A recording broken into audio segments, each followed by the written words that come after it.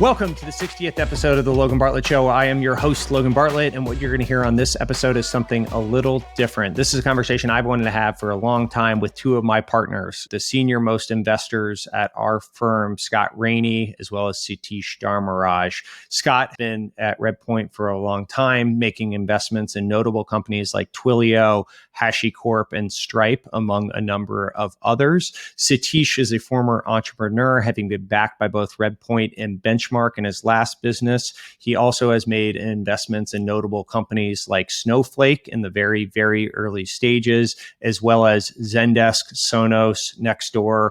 Before we get to that, please, whatever podcast platform you're listening to this on, give a 5-star review if you're enjoying what we're doing, as well as subscribing on YouTube. We're trying to get the counts up on both of those. It helps other people discover the podcast. And so that is really appreciated. But without further ado, my partners, Satish and Scott.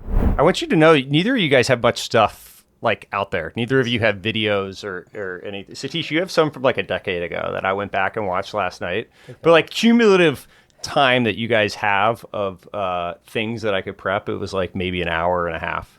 Hey, so before we start,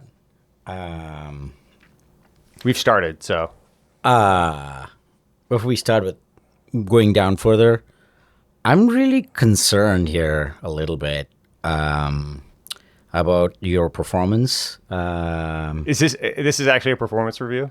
Yeah, this is I mean, I see you on Twitter fucking 24/7. Yeah.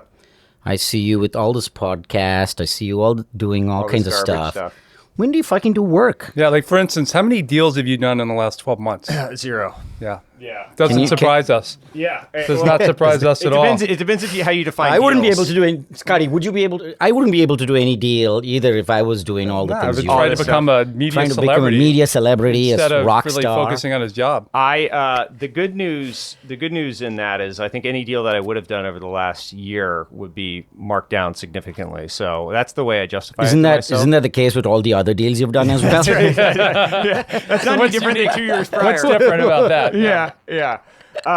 Well, I appreciate you guys doing this. I think this is our new studio thing in our office. Mm-hmm. I like it. We were not really nice. using this space, so we actually turned it into something real. But I know I had to begrudgingly kind of pull teeth to get you guys to do this. So, and Satish didn't even realize we were actually recording here today. So. I did not. I thought it was a prep meeting, and I was going to talk to you about how it's a terrible idea to have me on a podcast. No, it's great. You all your stuff that I was listening to is super interesting. But Satish, I wanted to start. I didn't know there was a bet among Zimbra employees that you weren't actually going to make it in venture. That's correct. Why? So Zimbra was your company you founded. Yeah. So you founded the business when? 2003. 2003, raised money from Redpoint and Benchmark. Yeah. And Excel. And Excel. And ultimately sold it when? 2007. For? 350. 350, and you raised $25 million, so a good outcome. Yeah. And then you came over and worked here. Yes. And there was a bet among Zimbra employees that you weren't going to last? Yes. In fact, Kevin Harvey, who's one of the founders of Benchmark, was one of the biggest kind of bettors saying that I won't make it in venture. And why was that? Because they thought I had no patience for it, that I would think it's a bunch of bullshit and walk away.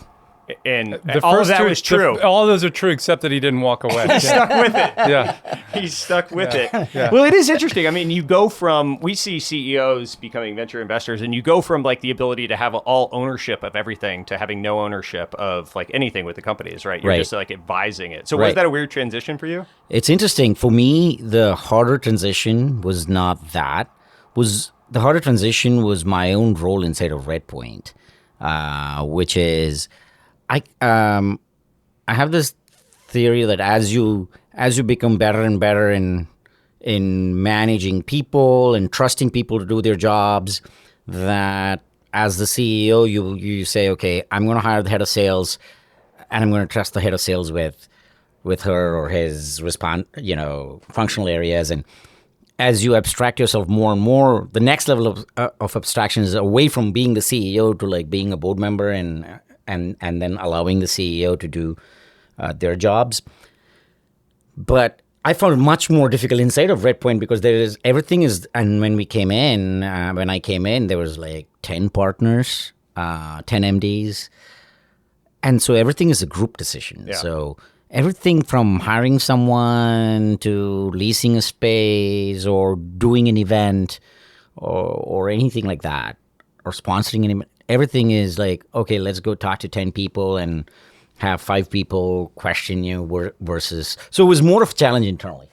I'd say that a couple of things on that, though, that are really important to understand is that Satish came on at a period of time when we were in the midst of a transition. We had our founder group, and we were building out the next generation, of which I was one of those folks. This was 2007? 2008, in that time frame. And Satish joined as one of the next I generation joined folks. 2009. Yeah. Nine, yeah. And, so we had a big group because we had like the previous generation and this upcoming next generation. As a result, as you go through that period of time, it actually is pretty challenging because you have a lot of people around the table. And I'm incredibly thankful to our founders for the way that they handled that process and managed it. But Satish come on board was the single most important thing that's ever happened to Redpoint outside of its founding. And it was because he was who he is and because of the experience he had that he helped us basically question everything. And he didn't take status quo. He didn't take the status quo as acceptable. And he basically, in his way, in a way that only he can do it, challenged a lot of our assumptions and helped us step forward. I think if he'd come in and been like, oh, this is all stupid, we need to do it differently, there would have probably been some immuno-rejection. But Satish is such a lovable character and such a powerful leader that he was able to get everybody to kind of recognize we do need to step forward. We do need to progress. And it was really, really fun to watch. It was great for me because I was one of the people who had been on since 2000. And I wasn't able to affect some of those changes because I'd been the junior person who was kind of growing up into a position. He came on as, one of the next generation people and was actually able to make that happen. And I'm super thankful. The structure of venture firms, as I think about it, there's kind of 3 models. One is like the partnership that we have, right? One is kind of the CEO or founder model that General Catalyst has and Sequoia has and Insight has and whatever. There's generally one leader at the top. And then there's kind of like the distributed P&L model to some extent where it's a hold co and then people kind of run their own individual businesses underneath it under a single umbrella. The hard part about the partnership model, which we have, is to your point, it is hard to make consensus decisions, right? And you're structured in a way that it's a great place to work, but doing office space or doing a website or hiring people and sponsoring Or deal decisions, all those things, like how do you actually make those decisions? And so I guess what in doing that, like that process and that evolution was obviously there was a transition to a next generation that you guys were a part of, but did you restructure like how some of those things were actually made from a decisioning standpoint, either investment wise or whatever, all the other stuff wise? Yeah, I mean, so, first couple of years, things were pretty inefficient because we would have 10, 11 people making deal decisions. And honestly, they were suboptimal, as you would imagine. Just because you go to the lowest common denominator. Because, we're in the business of taking risk. And every decision you make, you're making with imperfect data, with a lot of uncertainty around it. And so when you have 10 really, really, really smart people discussing it, you make average decisions. And the cynic always sounds smartest, right? Yes, generally, yes, especially at the early stage. Yep. You do average deals that everyone is slightly comfortable with versus. And so Scotty and I came up with a structure where we had subgroups. So we had the infrastructure software subgroup that Scotty, me, John Welechka and Tim were part of, and then we had the consumer subgroup with which Chris Moore and Jeff Brody and Jeff Yang were part of, and so we started making decisions a little bit like what you were talking about in Battery, where there's a CEO for subgroup and you make that decision internally. So I think that helped a lot.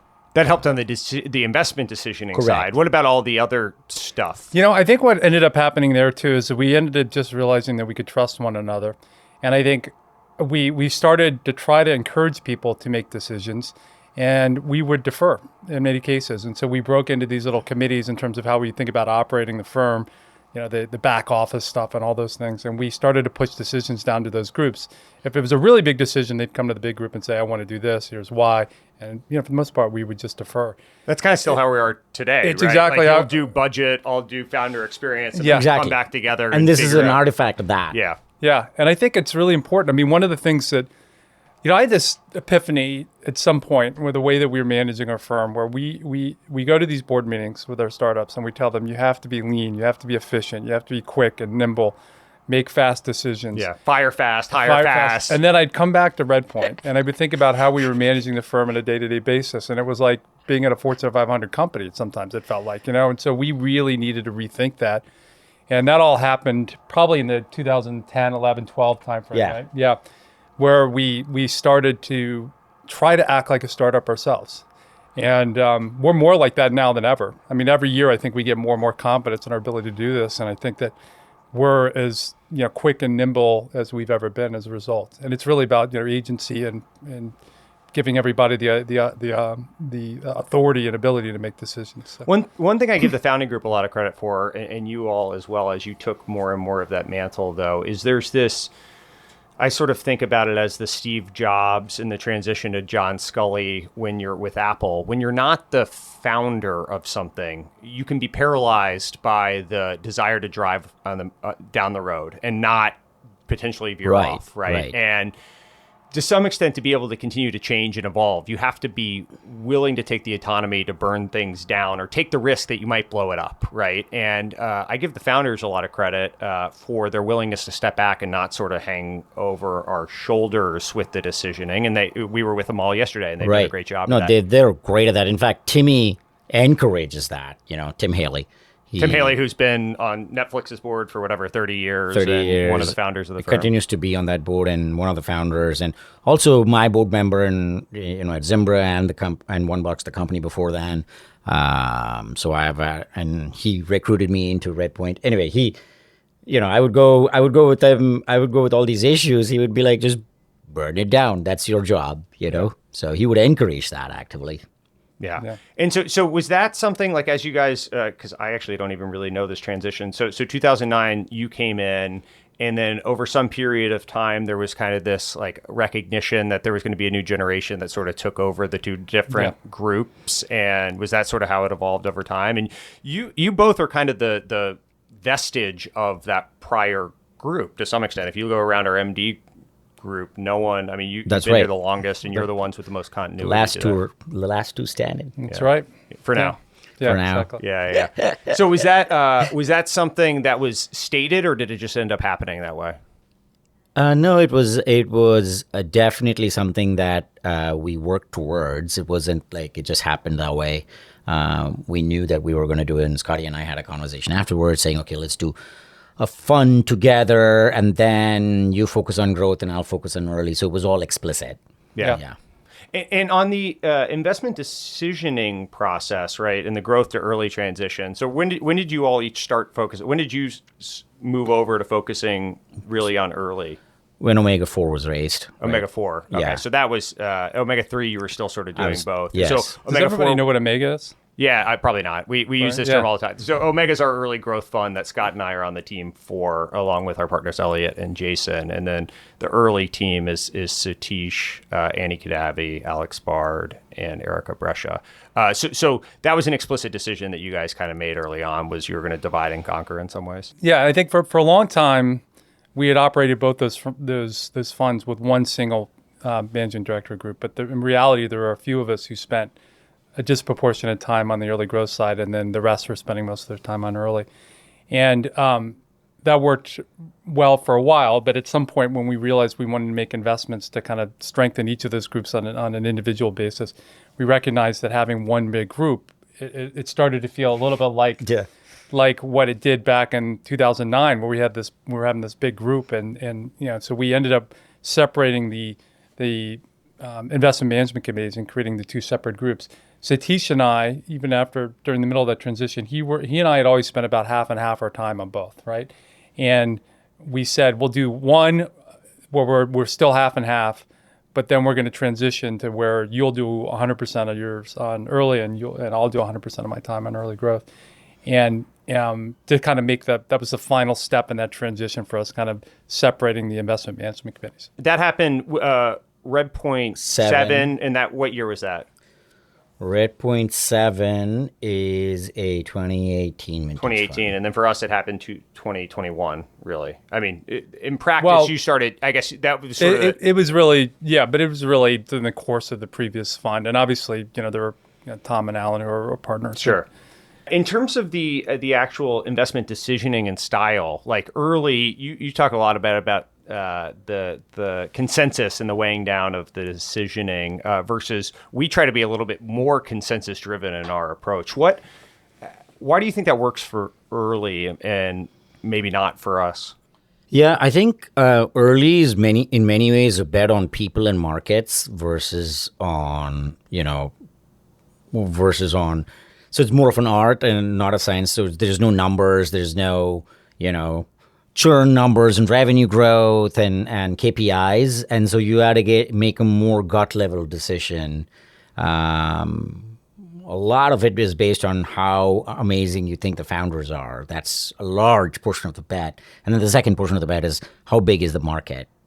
Because obviously we want to have home runs, right? The power law works, and so those are the questions we're trying to ask, and that's a little bit more subjective.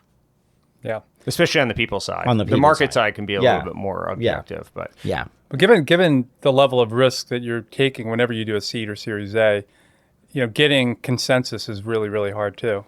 And if you are getting consensus, you just have to ask yourself, are we taking enough risk? Because the key to success of an early stage venture fund is really embracing the idea that we're really swinging for the fences. And why do you think consensus works for us at the sort of slightly more growth stage? Yeah, the thing, before I answer that, I'm going to say the one thing, even with us, ultimately in venture capital, it's about one person in the firm pounding the table and saying, I really, really want to be in this company, right? And I think in early stage, if you have one or two people that feel that way, then what you have to do is if you've hired that person, they're in a position of trust and a senior leader of that firm, you basically need to defer to them. If that's what they want to do, you've hired them to do that, let them do it. For us, I think when you get to early growth, I think that there is some data. And so we need to agree on the fact base, is what I would say. And the consensus I think that we build is really around, do we agree on the fact base? What is working, what isn't working? There's always the challenge that we face, which is around, you kind of get pushed to the point of indifference on a lot of these deals based on pricing. And it's really about the level of conviction you have about how big this company can be, right?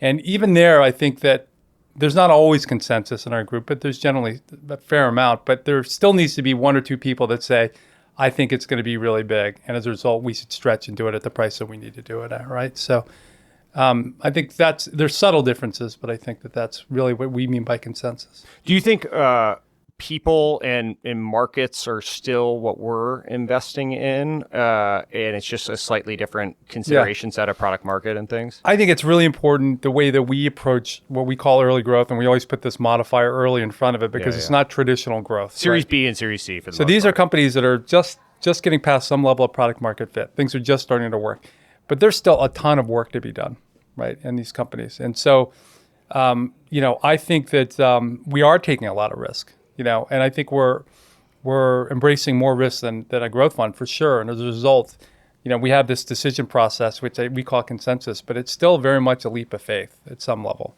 And we have to be comfortable taking those risks if we want to deliver the kind of returns that we want to. Because we're trying to, that fund, deliver early stage venture returns at this early growth stage. Yeah. So. What about partnership dynamics? You guys are close friends, very different. You give each other, I think, an appropriate hard time that I certainly get a kick out of. What do you think about shaping different personalities within the group and how you try to make sure you have a different composition of types of people and leaders and all that? Yeah, I mean, first of all, Scotty and I, we go back literally 25 years because when I started my first company, One Box, and then became an EIR, I was with Scotty at Redpoint.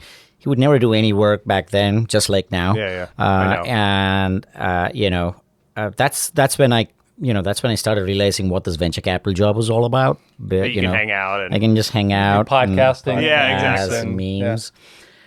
Yeah. Anyway, so we have like this deep trust that goes way beyond with time. And then the second thing is actually respect, right? We both have been in the business a long time, and I respect his craft and he respect mine, and we have like this complementary skill set. When we're in the same team, we would always bounce each other off, and I would bounce off. Hey, Scotty's one of the best. He can look at a company and give a great analysis of, hey, here are the problems. I can look at people and do the same, right? Yeah. So there's that. And so when we started hiring people, and obviously the kinds of people you need at an early stage is different than the kinds of people you need in growth. But then we would always consult each other just to. The baseline kind of metrics is, hey, is this person a good culture fit with this firm and can challenge and work alongside us in a way that is, beneficial for the fund and the firm. I amplify a couple of things. First of all, Satish, if you were to describe him, he's an instinctual investor. Like he knows probably within the first 5 minutes of a meeting whether or not he actually will want to invest in this company or not. And we'll know too, by the way, based on the level of questions he's asking. Yeah, exactly. Yeah. Like it's like that for Satish generally. For me, I'm way more analytical, and so I will think through things. I'll think through the pros and cons, and my skill set. I think as a result, I really love the early growth stuff because I think that applies. But it was awesome to have this combination where he could be instinctual, like his gut feel on teams and products and markets, and I could help think through maybe, hey, let's double click on this or double click on that. And that skill set is something that I think that together was great, but also it's reflective of the team that we've built now, which is that combination of kind of instincts and, people that have been on the front lines of building these businesses as operators, plus folks who have the ability to really think and break down businesses. But he said one thing that's important is like hire for culture. And I think maybe we should define what we think that means. What is our culture? Yeah. Yeah. And I think it's like, first of all, Redpoint was founded by a group, 3 people from 2 different firms who came together to create Redpoint, and they were all friends. And the idea was that they would form a different type of fund, one that would work closely together. It wasn't going to be a collective of individuals going off in a bunch of different directions, but a team that would kind of approach investing and supporting our companies as a group, right? And so what do we look for? We look for people who think that way, right? We think for people who want to be a part of a team, who want to work with others. We look for people that are open and honest and transparent and also can accept that. So we can have very direct conversations here at Redpoint about how we feel about companies or decision-making or whatever. And we don't have to worry about hurting one another's feelings. We recognize that it's coming from a good place. It's open, honest. There's trust. And as a result, we can have really productive conversations that way. And then, the last thing is we just want to hire really good people, like people that we really respect and like and believe are going to do the right things. And, as a result, when you do all that, you put it together. What does that mean? It's a lot of fun to be here. It's an amazing set of folks who we are able to have a good time. I think we take the job very seriously, but we don't take ourselves very seriously. Kind of a low ego place like that. As evidenced by Satish's sweatshirt. Exactly. As evidenced by everything he does. Yeah, Satish. And so that's what's made it such a great place. Yeah, but just one thing, as he was talking, I was reminded many times we used to have this office next to each other. I would walk into Scotty's office after a deal meeting and say, your job is to convince me why I shouldn't do this deal. Yeah. And he has saved me many times on that. Are there any examples of, I don't know, Snowflake or an example of like a great success that was the right pairing of the two of you working together on? Is Snowflake the right one? I think Snowflake is the right one, actually. It worked out. And it's always great. Hindsight is 20/20, right? So it's great now to look back on it after it worked out and say, oh my God, we were geniuses to figure that out. But,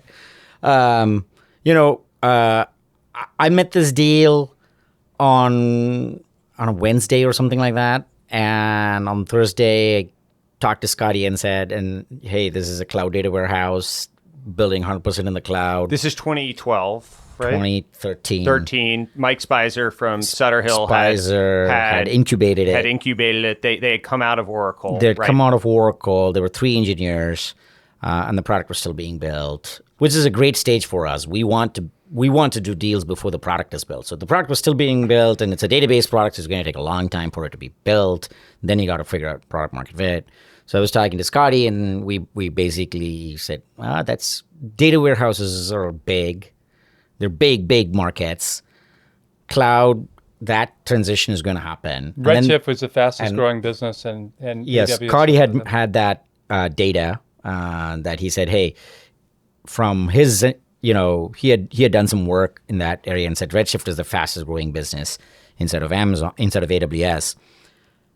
And so we're like, okay, that's a great market. Then we just fell in love with the founders. I mean, these three French engineers were like the best. I mean, top class, world class, and they were humble, had a lot of humility, knew what they were talking about, had really, really strong opinions that they're not going to succumb to on-prem pressures and only build in the cloud. And so we liked all of that. And then we had already moved into the subgroup structure, so we didn't have to convince 10 people. So we had to convince the four of us, John, Timmy, Scotty, and I. So we made a game plan for the weekend and spent the weekend in their offices. And, at dinner, we had dinner with them. By the end of dinner, we had taken the deal off the table. And this was a Sunday night, and they were supposed to have a bunch of partner meetings, right, the next day? Yes, correct. Was that consensus among the group at the time, or was that a controversial one among the subgroup? Among the subgroup, it was totally consensus. There was consensus. And then among the larger group, at that time, we've evolved to a place where we would go and say, hey, this subgroup has decided to do this deal. And everyone would say, okay, send me the deal memo. So, Scotty, now's your chance to make fun of my deal memos. Yeah, it didn't take them long to write it. Let me put it that way. It's a one-pager. We should do this deal. Crayon. Yeah. It's like a picture of a database, the cylindrical things, and then we should do this deal. Yeah. And so we had a deal memo, and we just said, hey, this weekend we executed on it. We verbally agreed to a deal. And it was okay to do that back then. Because the subgroup was signed up. Because the subgroup had signed up. And there was a lot of consensus in that subgroup. It wasn't a controversial decision. Yeah, it was not controversial at all. The group. I mean, I think it was, the only controversy on that one was that we didn't get to run our normal process, so that the full group didn't get a chance to see it before it was done. Before we did it, which was unusual. Yeah. But we all felt that strongly about it. And again, we got to the point where we just were trusting one another to make those kinds of decisions. So. One thing, I guess, Peter Fenton, when I spoke to him about when he made the transition from Excel to Benchmark, I forget, maybe it was Kevin Harvey or someone said, throw out all that prepared mind bullshit. Because that was Excel's thing, is like have a prepared mind and come in very prepared in the way you think about things. And I think Battery had a similar culture of like, let's go as deep as we can into individual sectors and make sure we know every single player that exists in the space. And to some extent, you need to play the game on the field as well and operate with imperfect information and be able to make decisions based on what's in front of you. Do you think, I guess in this case, in the Snowflake case, there were some elements of you had that data about Redshift, but at the end of the day, you had to make a decision based on what the game was. I think it's really important. I mean, maybe it's this kind of a cop-out, but I would say that you want to be informed, right? You want to know what's going on in spaces. You want to know that Redshift is exploding within AWS and that, cloud data warehouses have the chance to be a big thing. But on the other hand, I always feel like you go where the entrepreneurs are. Like there's a reason that we're sitting in the seats that we are and entrepreneurs are out there doing it. They're much smarter, much more in depth and understanding of the markets and the opportunities. And so we prepare ourselves in having great kind of purview and perspective on different categories and spaces. But in the end, I want to go where they are and where they tell me they're going. At that point in time, I want to have an open, fresh mind and perspective and lean into understanding that as best I can. But look, if I'm sitting there coming up with like, let's go find the companies that are doing this and doing that, there's some VCs who have been very, very successful doing that. But I think for me, there's a mass of entrepreneurs out there doing amazing things. I'd rather have them figure out where they want to go and us figure out whether or not we want to go with them. I would say three things. One, he said, entrepreneurs are smart. It doesn't take much to be smarter than Scotty, really. No. So yeah. I just want to put it out there. Yep. Fenton and Harvey and the story that's interesting, it just brought up my mind. They got to know each other at the Zimbra board. Yeah. It was interesting. Partway through Zimbra, Harvey hires Fenton. And he goes because Peter was at Excel and was on your board? Yes. And then Harvey was at Benchmark and on your board. Yes. Yeah. So they got to know each other at the Zimbra board. And then one day Harvey calls me on a reference and he says, hey, this is going to be awkward. Yeah. But who did they both stay on the board? No, so Fenton, Axel had Teresa on the board after Fenton left. But back to the experts on Redshift and Snowflake, my big thing with the early stage team is to always say, do expert calls, but don't believe in them. I personally don't. I don't believe in expert calls, to be honest with you. I mean, I think it basically. Scotty's right. I mean, you got to have the info, but insofar as it shakes your conviction, that's the.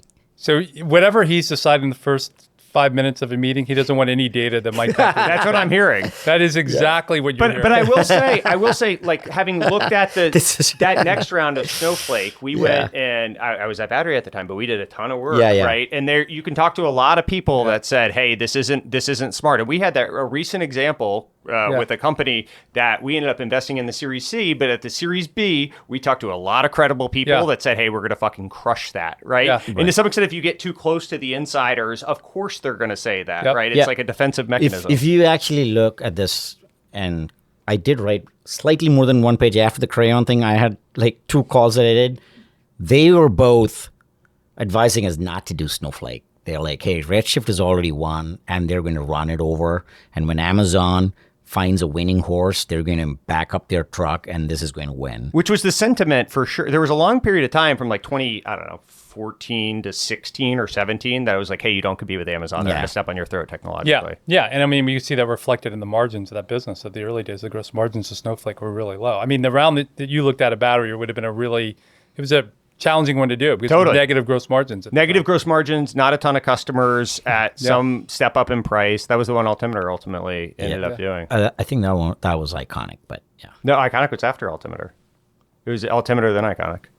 Yeah. I know because I painfully remember. Well, you might have been involved in the company. I painfully remember each of those. Losing to them. Yeah. I remember all the details around that. But what about pricing deals? Like how at that point that Snowflake round was 60 pre, we raising 15.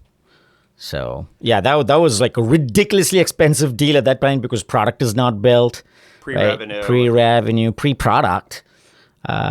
With 3 engineers and Mike Spizer's the acting CEO. But we had a lot of trust in Sutter and Spicer. Sutter and Spicer, the other thing is we go back along, Mike Spicer and I go back a long way. We were both at Yahoo together. And so we entered the venture business at the same time.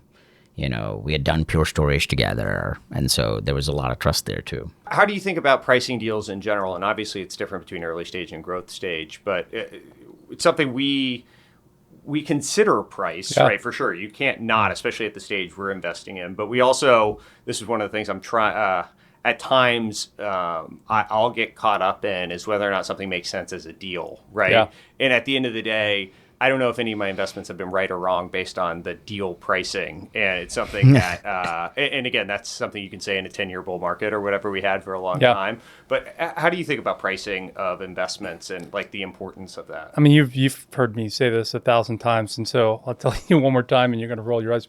It's all about, for me, ultimately how big you think a company can be. Like how big the market is, how great the team is, how likely it is that you think that they can be successful.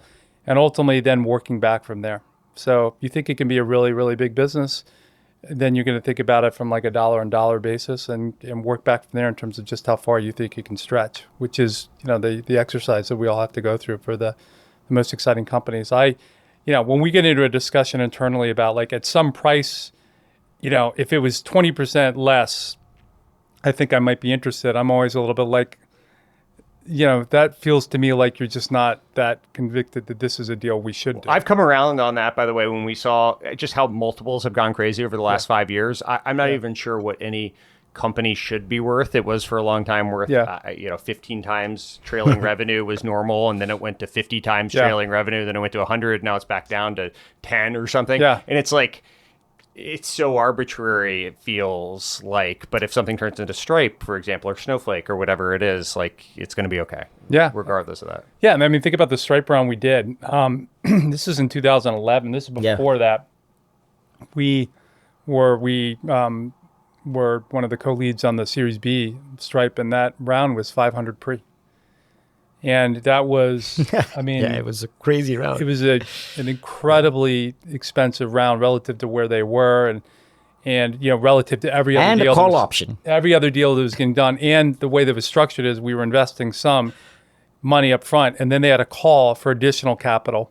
Was it their option? At the same price, but basically they could take more. And I was just so convinced. I mean, this is one of those meetings where you walk in, and I got a chance to meet Patrick Collison, and I remember just being completely annoyed in the conversation because at the time I think he was probably 21, 22, and he was so much more sophisticated and thoughtful and experienced. Back to what I was saying before. Than I Scotty. was, yeah, and certainly more than Satish was for sure. That I was just, and then I met John as well over breakfast, and same exact feeling. I was like, this is such a special team. And then you think about what they're trying to do and create they want to go after facilitating payments on the internet, and ultimately how big you think that can be. It was just like, for me, the calculus was never based on what's the multiple and all that stuff. It's like, this is just going to be a really massive business, and we should do whatever it takes to get in it. So, what are the characteristics? I mean, you've been a founder, right? As you think about the successful founders you've worked with, what are the characteristics that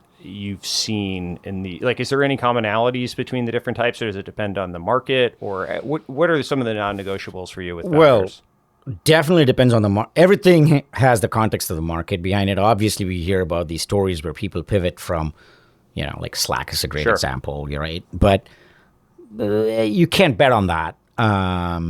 So that is the context. Outside of that, I would say the biggest thing for me is, are the founders able to attract other great people and hire them and listen to them, So those are two different things, because if you hire them and you're still holding all the strings, and you're not, you gotta paint the vision, but have to let go of the execution.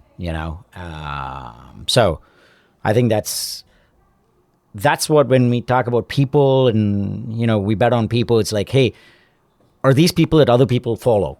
That's the big question. Yeah. What do you think? Like, what are you looking for? Are there any traits? I would say the same things for sure. I think that it's hard. I get this question all the time, and I don't know. I know when I see it a little bit. It's like just people that are kind of founders that are inclined to action, inclined to get things done, ability to recruit great teams, the ability to listen, kind of willingness to listen, those kinds of things, insatiable appetite for knowledge. Folks that are, some of the best founders that I've worked with are people, obviously, many of them have never been CEOs before. And it's like every time I get together with them, they've read another book on leadership. It's like they just are. There's that iterative learning element of it. Exactly. And it manifests itself. Ideally, you're seeing it in other ways, that they're reading books and continuing to get better, but also seeing it manifested in ways that they don't touch the same stove over and over again. Exactly. Right? Yeah. And, I think that the founders that I've worked with that have had the toughest time are the people that are a little static. They just don't, it doesn't feel like they're growing as much as they might need to grow into that position. And so obviously our job then is to really try to help them grow. But, the ones that seem to just understand that their job is about every month, their job is different than it was the month before. So they have to evolve and change, are the ones that end up being the most successful. By the way, I don't believe in books on leadership. Yeah. You don't? No. You can't read. So that's is that the There's that problem. There's that problem. Yeah, I can't read. You don't believe in books in leadership? No. You think that leadership is purely like an innate thing? It's a DNA thing. Yeah, interesting. It's back to the instincts. I know. You either have leadership instincts or you don't. You can become a better manager by reading books. Okay, but that's maybe but you what we're can talking become about. a better leader. Maybe that's what we're talking about here. Maybe it's books on management. Yeah. You can learn to manage people better and all of that, but I don't think leadership is that. Yeah, interesting. Yeah. What about like Jack Welch is like a great manager, but like Martin Luther King is a great leader. Interesting. Fascinating. Yeah, I don't know if those guys have I don't ever put it in understand. sentence together. I kind of get what he's saying. Of Jack Welch is like, he did a good job managing GE. Yeah, for a long time, you look at your ops and KPIs and all of that stuff. You're saying he and wasn't a great leader? I don't think he's great. Okay. I would say he's not a great leader. Okay. What would MLK have done with GE? That's what we really need to be answering. Okay. What about staying relevant in the industry. You guys are both obviously dinosaurs, but you've continued to stay relevant in the new trends and all of that. People will say this is a young man's game, and so that's maybe why you're dressed the way you are. Yeah, But how have you been able to like stay up on new trends and not actually, calcify in what you learned? I just tweet a lot, blog a lot, go on podcasts and just be relevant. That's the best way to learn. That's the best way. That's what I found. Actually, the business is interesting as you stay in it for a long time and you work with a lot of different entrepreneurs and a lot of different management teams, right? I think then you build a reputation, good or bad, and then that basically flows around, and that's how you become relevant. You're talking to entrepreneurs, and they come to you and they ask you. I mean, like just this morning, there was a deal that we did, I don't know, 5-6 years ago, and those guys are starting a new generative AI company, and they're like, "Hey, we wanted to call you guys first because we had a great, experience working with you." So there's that. Obviously, we're in the business, so we read a lot, and we hire young people who keep us honest and keep us in the ride flow. your coattails. Yeah, exactly. Yeah. But you're right. This is a young person's game. I just think it's back to what we talked about. It's about being curious and constantly wanting to learn and grow. And I think many of the most successful venture capitalists are people that have done the same thing we just described to founders, is that they're never getting pigeonholed in one place. They're always kind of thinking about what's next. I still get a real kick out of when we're finding a new area that we're excited about and really diving in and really trying to understand and learn as much as I can about that and meet as many entrepreneurs in that space as I can. I still get a real kick out of that. And and I think one of the things though is I don't think that the way that I went about building my venture capital career, I don't think that could be done again in this age. Because you've talked about me not being on podcasts, et cetera. I've never been interested in building a personal brand at all. I've actually always felt like at some level it was, I always wanted to be in the background because I think the founders and the entrepreneurs are the ones that we should be celebrating, right?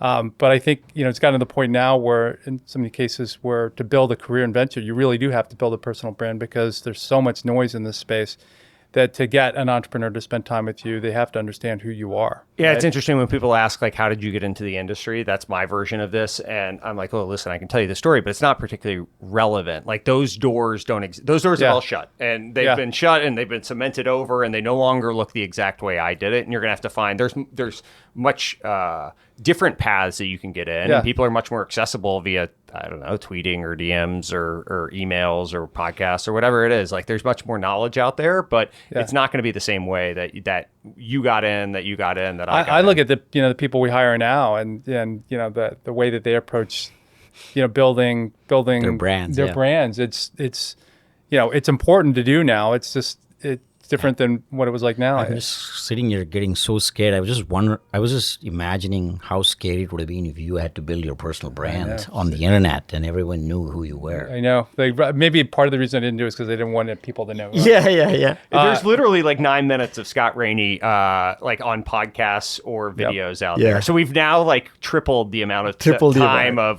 Scott Raney out there. And the reason I'm here, it's because you're sitting there. I know. No, I appreciate you doing that. Another, I guess, thing that was enticing for me in coming over was it does have the management company structure and how each entity set up is different than a lot of firms, right? And so we talked about the different structures between the partnership and the CEO model and the P&L model.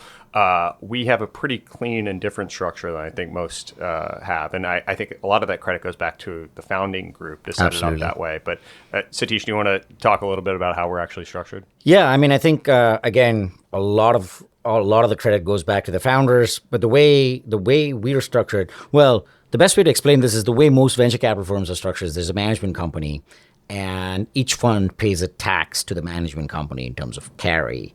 But we don't have that. You can think of us as, especially where the carry flows, each fund has its own carry. So there is no tax that you pay to the founders or other retired GPs in terms of carry every fund. There's usually, other firms will have multiple levels, and they'll say, hey, the founders get grandfathered into the economics over time, or they say, hey, the 20% of the carry goes to the management company. And the management management company is owned by the founders or something like that. Here, two things. One is 100% of the carry flows to the fund managers. And second, equally important is that we're an equal partnership, where if you're an MD in the fund, you're a GP in the fund, then you make as much money as the next GP next to you. That brings the team dynamic, which is part of our culture, into play, right?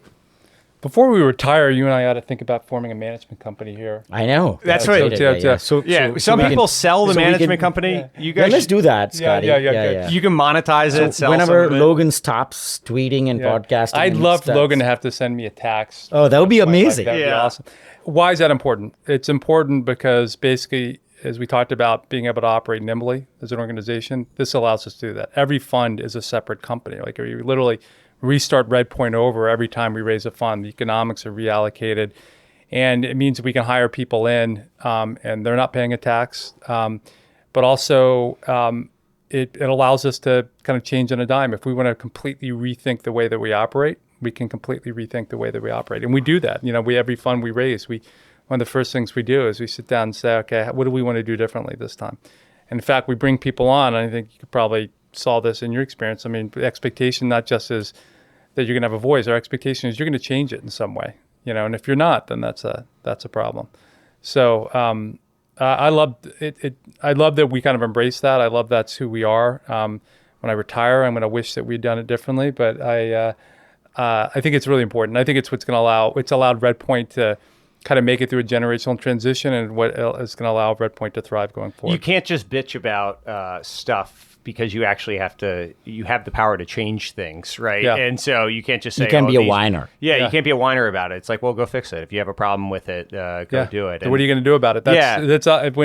That's basically what happens every time somebody raises an issue. The question back to them is, what are you going to do? You're equally empowered. You're equally economically incentivized. So what are you going to do about it? Yeah. It's and it's one of those things that you think you want, and then you realize how much how much work it is to do. It's a lot easier just to complain about things and not be able to enact change, but it is, it's empowering and unique. I do think the trends and stuff is an interesting component of it, right? And one of the things my entire career in venture has been mostly riding one-ish trend, which is cloud and software by and large, right? That's sort of the entirety of it. And it's gotten, that trend to some extent, it became mainstream in 14, 15, 16, probably, like prior to the Snowflake investment. But along that way, it started to become pretty consensus. And now we're getting to the outer edges of like just playing the same hits over and over again, right? And so I've been hoping, and I think people have been hoping, that there would be a new trend. And to some extent, we tried to force feed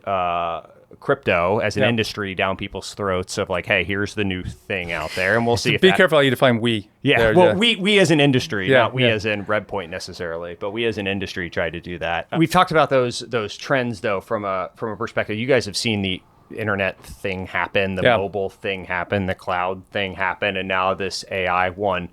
And then you've seen the failed ones, the bots and the crypto. I don't know if we want to call that failed just yet, but what are some of the other ones that have popped up? Scotty has seen the abacus happen.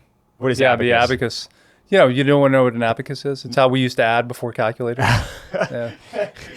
all those really old trends. Where do you think, where does your optimism sit on the AI stuff that we're seeing today kind of pop out? Really, really high, but I think it's going to be like mobile, right? Which is, everything is a mobile deal.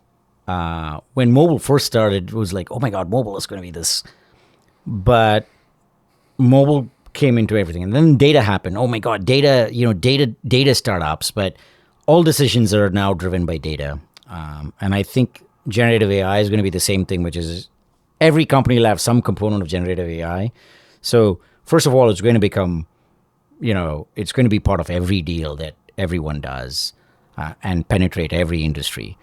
But is it going to be completely a new shift in everything that we imagined to have been true last year is completely changed now?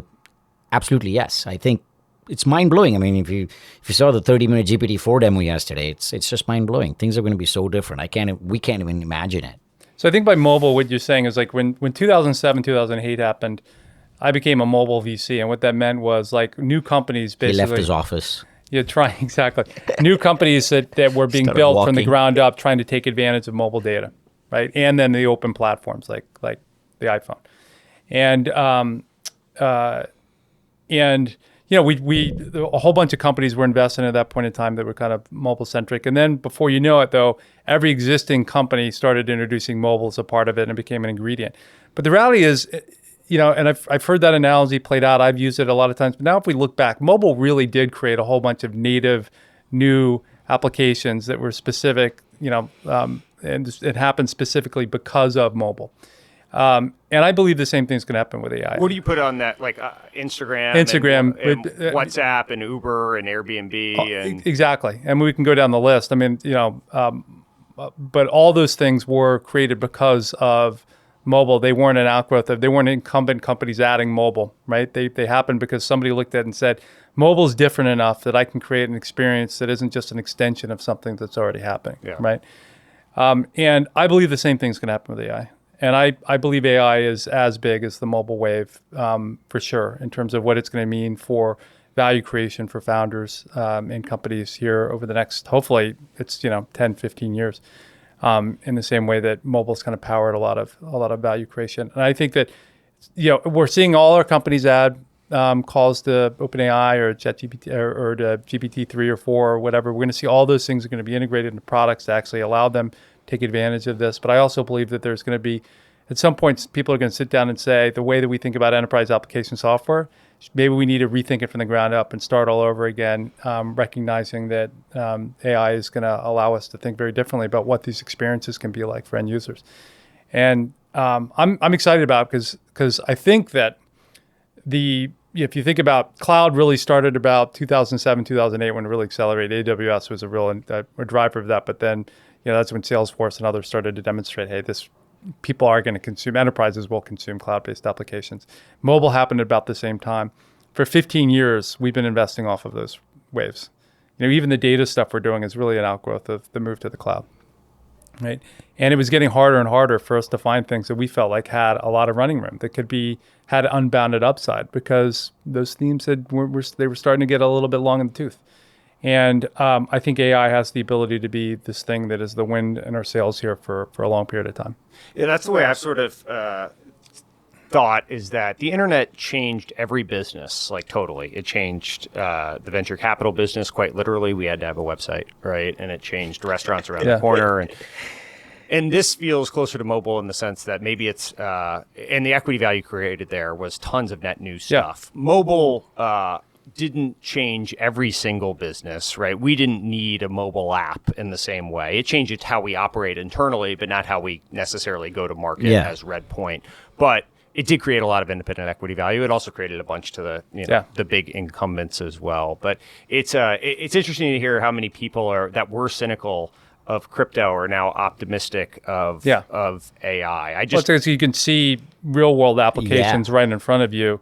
And the ability to kind of monetize. And I do think I think what's happened is the iPhone has just plopped in everybody's lap over the last couple months, right? It's literally that big of an event. If you think back when the iPhone was introduced, that's just kind of fallen in everyone's lap here. And now, we've got this blank canvas to think about what we do with it. And it's going to be really exciting to see. Not just that, with ChatGPT, you can go to any other person and explain what it is and show them a demo and they get it and they can go explain it to someone else.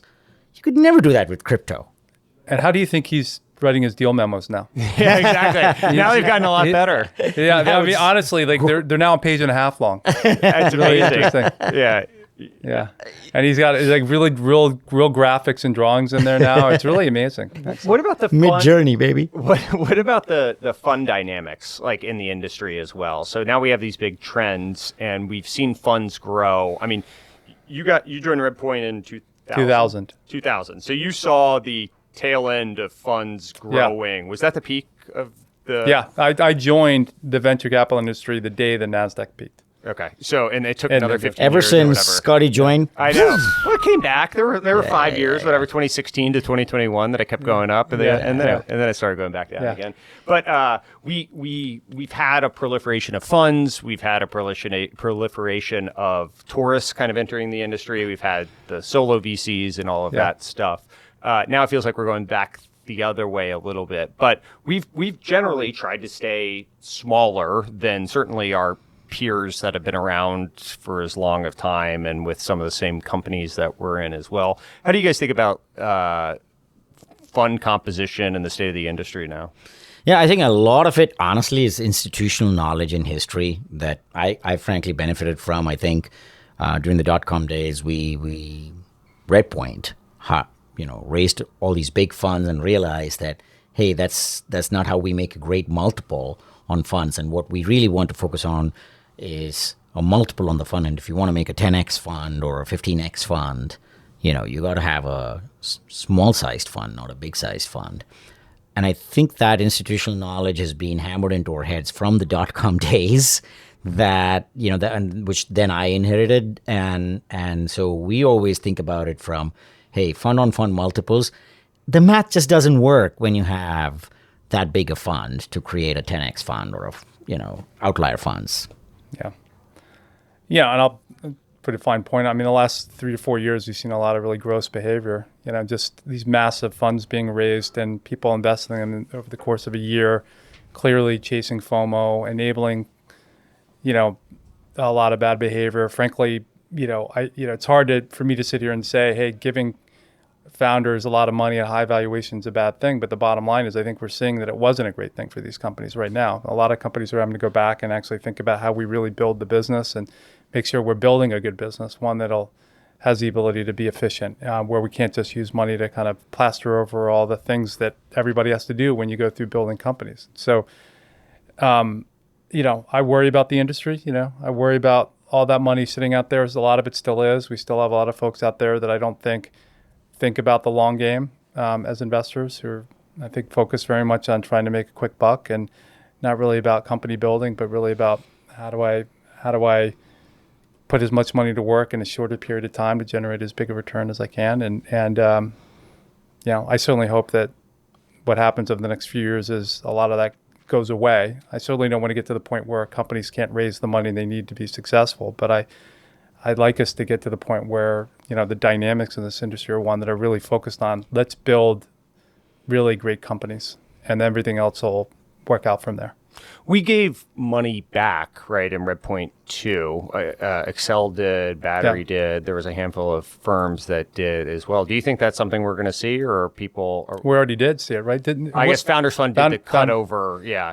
They shortened their early stage. The exact way they did it, I think, was they had raised like 1.9 or something, and then they said we're going to cut it actually at 900 and then roll over that next billion to the next fund in some way. So it was a little different, but similar idea. It might happen. I don't think it'll happen quickly. I think part of the problems is these firms hire a lot of people, have an expense structure that makes it difficult to do that right out of the gate. And, I've heard stories on the opposite side, and I think we've talked about this with where people post the market correction, firms going out raising really, really big funds, very, very large funds, not getting all the way to this massive target they had. And instead of saying, we've got a really big fund now that looks great and we're going to be able to deliver a really good return, we're going to keep fighting until we get that extra $1 billion into our fund because every fund needs to be bigger than last because that's the way that we operate. And I think that is such a distorted way of looking at the world. I think it's such a cynical way of thinking about our industry and about what we're trying to do here. And, I think it's greed, honestly, greed and ego, personally. So that's the element of the industry as it stands with these big funds and the deals and all that. I do think the pendulum swung back from, we've seen founders had all the power in all these rounds, right, where they were getting multiple term sheets. And now it's a little bit more of a healthy balance where for the most part, people aren't giving large secondaries to founders to try to get into deals and all that. We did, I guess we're recording this a week after all the SVB stuff played out, right? What about the implications for, either with regard to how different people acted in sort of a zero-sum way, maybe on Thursday of pulling money out, or how different people acted very publicly in what might have been somewhat inciting of other bank runs that we potentially saw on social media over the weekend. I know you guys don't spend as much time on social media as I do, but I will say the sentiment on venture capital, it feels like kind of took a lot of political goodwill was spent over the course of the weekend, right? And I think there's been a lot of good work that the industry's done that we haven't done maybe as good of a job as we should have of getting the message out of things like Moderna and how big of a impactful institution that was over the course of the last couple of years. Or some of these other, I mean, Zoom, quite literally, like venture-backed startup, changed the way we process the and pandemic. saved us during the pandemic. Saved us during the pandemic. And so I think there's some branding issues that exist with venture capital. And 100%. I do feel that we're moving in a direction, if we don't figure out how to push back, that there's this social like pariah. Someone wrote an article calling VCs parasites that was run the other day and recommending euthanasia, which I'm told was a Keynes economist reference and not a actually recommending death. I think he was capitalists. really talking mostly about VCs that do a lot of tweeting and meetings. Yeah, that's right. I think honestly, specifically me, especially. But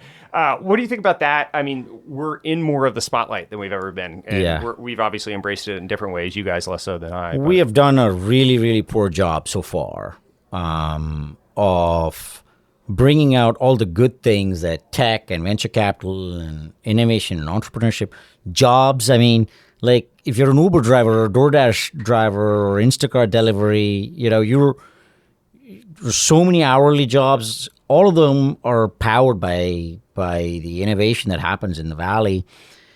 And we realized we have no friends on the left, no friends on the right. We are a pariah, and we got to do a better job of blowing our own trumpets a little bit and talking about the values that we bring and the value that we bring better, and honestly have better connections in DC and things like that, which we didn't have. And a band of VCs came together, as you know, and we started tweeting together, and a lot of great firms, GPs from a lot of great firms. And one of the things that we're thinking about is, hey, how do we affect this thing that you're talking about, and how could we be better understood, honestly? And it's not just venture too, right? I mean, to some extent, like Elon Musk or whatever, some of the big personalities in tech can come across as assholes. Well, yeah. I think that's one of the things I was just going to say is I hope part of what happens here is that we as an industry take a step back and make sure that we're behaving in a way that actually warrants us being given the benefit of the doubt. And, I'm not sure that we always do. So I think there's hopefully a little bit of introspection that happens post this too to help us understand how to make sure that we can rebuild the political capital that I think that this industry deserves. Not just venture capital. I mean, I think when we talk about VC, I mean, really what we're here to do is to help these founders and these entrepreneurs succeed, right? And if we're not here, it's very difficult. If venture capital doesn't exist, it's very difficult for that innovation to happen. But that's ultimately what we're in the job of doing. And I think, as long as we don't lose sight of the fact that really our job is to make them successful, then I think we're going to be in good shape. So I have a question for you. Yeah, give it to me. All right, so you're of a different generation than the two of us.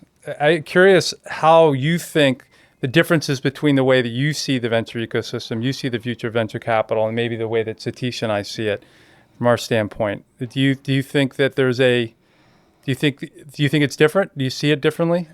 I think that a lot of the trends that we saw over the course of 2020 and 2021, there was, we saw when we talked to our LPs or talked to people in the ecosystem, there was clearly this mindset that we were shifting to a haves and have-nots, and you needed to get big, and you needed to have a single platform and a whole bunch of services. And I think it was kind of Andreessen Horowitz kind of led this one end of the spectrum, right? Or you needed to be really small and really specialized on the other end of the spectrum. And when you haven't been in the industry as long as you all had been, and you just hear that from everyone, it makes sense, right? Like that's the way the banks played out. That's the way Hollywood agencies played out. And it makes sense that is a way that things kind of polarize in some ways. And so I think I always had in the back of my head, well, maybe that's right. Like maybe that we should move in one of those two directions, either get bigger or get smaller. And left to my own devices, I wonder if I would have been as disciplined in our approach or what made us special. And would I have chased that shiny object a little bit more? I think now it's become obvious that that isn't the case or isn't the case in the near term. And so I appreciate you guys keeping me and us in line and like consistent with our knitting around time diversification and moderate fund sizes in the grand scheme of things compared to other people. So I think all of that is something that I don't know if I ever went full on in that direction, that I actually truly believed it, but it was always rattling around in my head. And I think both of you kind of kept me consistent or kept me from jumping further in that direction, in that line of thinking. Otherwise, I think there is this element of craftsmanship to the industry that still exists with founders and the ability to work with them and partner with them and that enjoyment of it. And I think we've definitely seen more and more finance people just purely get into the industry, and having grown up in finance, like I certainly recognize that.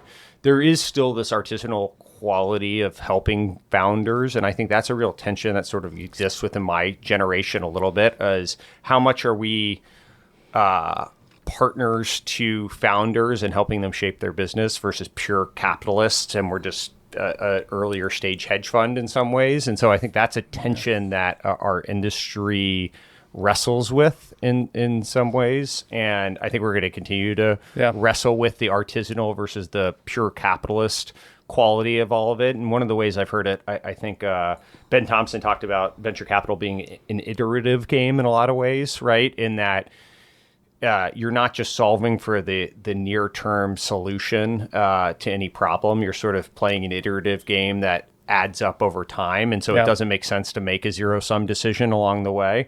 I think as more and more finance people have entered the industry, we are seeing more and more zero-sum and less iterative game mindset around this. And so I don't know what the big implications for that are, but it could be, I mean, you're seeing elements of the fee chasing and the industry looks different than it did 10 years ago. And I think it's going to look different in the future, maybe not for better. Maybe that's some of the things I've alluded to in our conversation today, like that. I feel like the old guy saying, kid, get off my lawn here. But I do feel like we've moved away. We've lost sight of what we really all are about as an industry. We're really about helping entrepreneurs do amazing things, which is build companies. It's the hardest job in the world. And you know, figuring out how to help them and being focused as a group on as that is your primary goal. And it does feel like there's so many people in the industry which have lost sight of that. They really are just about how do I get all this money to work and generate as big a return as I can. And I certainly hope a part of the outgrowth of what's happened over the last couple of years is we move in a direction where people get back to the core fundamentals of like just being focused on helping build great companies. Tell me if I'm wrong, but a lot of the stuff played out in 2000 to 2001 probably similarly, and then it retrenched and went back to... Yeah, I mean, there were a lot of like, that happened in such a condensed period of time. This happened over there was like a 15-year bull run, right? That just kept adding on and adding on. That happened in a relative, from 97 to 2000, 2001, right? And there were a lot of tourists who came in, but didn't have a chance to really kind of infect the industry in the same way. And they definitely left. And we were back to kind of square one, right? And kind of building up from there. This time, since it's happened over a longer period of time, it has changed the industry in a more fundamental way. And I don't think we'll ever get back to where we were, and we probably shouldn't, because we could talk about what's changed in the venture industry over that time. But one of the things that's happened is obviously this is a much bigger industry than it was in the time that in 2000 when the internet bubble happened. It felt like we were the center of the universe. But you could see those stats, like how many of the top 10 most valued companies were tech companies back there. It was maybe one or two. Now it's probably 8 or 9, right? Yeah. And the industry's grown up. It's definitely matured. It's massive. And as a result, obviously venture capital is going to change. It's going to evolve with it. But, maybe it's changed in ways. In some ways, I think we need to get back to basics. Logan, I have a question for you. Yeah, give it to me. Who is your favorite partner at Redpoint? Besides you guys or including you guys? No, just pick one. pick one, including us, yeah, of course. Yeah. It's so hard. How do you pick between your mother and your father? How do you define favorite? I'll let you guys decide which one to use my mother and which one's my father. You're an entrepreneur. You have to pick someone to be on your board. Who are you picking? Come on, man. Gosh, these are the hard questions that I think you don't have to answer. Yeah. So he doesn't want to answer here because it would be Annie or Eric or somebody like that. Exactly. So, Exactly. Okay, who has the best hair? Well, that's me. I right? think that's you. Yeah, I would give that to you for sure. What? What am I missing? Yeah, dude. Yeah, your eyebrows are amazing. Glistening.